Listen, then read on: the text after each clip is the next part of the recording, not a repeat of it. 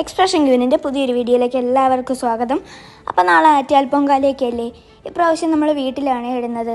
അതിന് മുന്നോടിയായിട്ട് മുറ്റമൊക്കെ തൂത്ത് ഒന്ന് വെള്ളം അടിച്ചിട്ടേക്കാമെന്ന് വിചാരിച്ചു. മുറ്റത്ത് വലിയ അഴുക്കൊന്നുമില്ല, എന്നാലും ഒന്ന് വെള്ളമൊക്കെ അടിച്ചു. അത് കഴിഞ്ഞ് പൊങ്കാലയ്ക്കുള്ള കലവും സാധനങ്ങളും ഒക്കെ മേടിക്കാൻ പോയി. അതൊക്കെ മേടിച്ചു കഴിഞ്ഞു. ഇന്ന് രാവിലെ എണീച്ച് മുറ്റം ഒന്ന് കഴുകിയിട്ട് പുണ്യവെള്ളമൊക്കെ കുടഞ്ഞു. അടുപ്പിരിക്കുന്ന ഭാഗത്തുമൊക്കെ കുടഞ്ഞു. അത് കഴിഞ്ഞ് കുറച്ച് തുളസി ഇലയൊക്കെ പിച്ചിയെടുത്തു. പിന്നെ കലത്തിൻ്റെ കഴുത്തിലായിട്ട് ഒരു മാലയും കെട്ടിയിട്ടു. അത് കഴിഞ്ഞത് പൊങ്കാല അടുപ്പിൽ കൊണ്ടുവച്ച് ഒന്ന് പ്രാർത്ഥിച്ചേ ഞാൻ.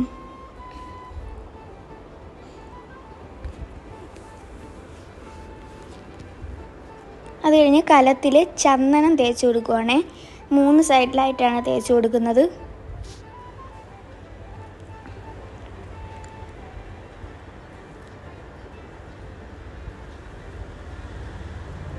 പിന്നെ ഇന്ന് രാവിലെ പോയി ഒരു ആറ്റുകാലമ്മയുടെ ഫോട്ടോയും മേടിച്ചു. വിളക്കിൻ്റെ മുമ്പ് വയ്ക്കാനായിരുന്നേ.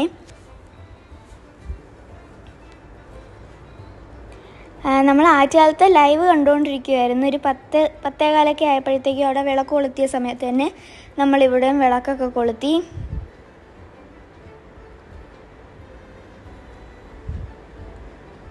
പിന്നെ ചന്ദനത്തിരിയും കത്തിച്ചു വെച്ചു. അത് കഴിഞ്ഞ് അടുപ്പും കത്തിച്ചു. അവിടെ കത്തിച്ച സമയത്ത് തന്നെയാണ് ഇവിടെയും കത്തിച്ചത്. കലത്തിൽ നേരത്തെ വെള്ളമൊക്കെ പിടിച്ചു വെച്ചിട്ടുണ്ടായിരുന്നു.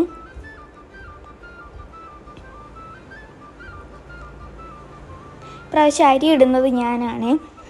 കലത്തിൽ 3 പ്രാവശ്യം ഉഴിഞ്ഞ് 3 പ്രാവശ്യം അരി ഇടണം. അങ്ങനെ 1ാമത്തെ ട്രിപ്പ് ഇട്ട് കഴിഞ്ഞു. അവിടെ നിൽക്കാൻ പറ്റത്തില്ലായിരുന്നു, കാല് വേവുന്നുണ്ടായിരുന്നു, ഭയങ്കര ചൂടായിരുന്നു.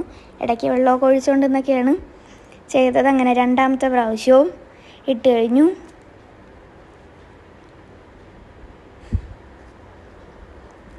പിന്നെ 3ാമത്തെ പ്രാവശ്യം ഇട്ട് കഴിഞ്ഞു.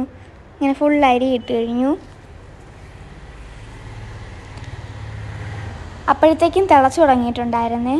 കഴിഞ്ഞ പ്രാവശ്യം പൊങ്കാല ഇട്ടപ്പോൾ ഇത്തിരി തിളയ്ക്കാൻ ബുദ്ധിമുട്ടുണ്ടായിരുന്നു, ചെറുതായിട്ട് വിഷമമൊക്കെ ആയി. പക്ഷേ ഇപ്രാവശ്യം 10:15 ഇട്ടപ്പോഴത്തേക്കും ഒരു 11-11:30 ആയപ്പം തിളച്ചു. പിന്നെ ശർക്കര ഇട്ട് കൊടുത്തു, തേങ്ങ, ഏലക്കായും നെയ്യും ഒഴിച്ചു കൊടുത്തു. അത് കഴിഞ്ഞിട്ട് നന്നായിട്ട് ഇളക്കി യോജിപ്പിച്ച് അതിനുശേഷം കുറച്ച് തുളസി ഇലയൊക്കെ പിച്ചിട്ട് നേദിച്ചു. ബൈ.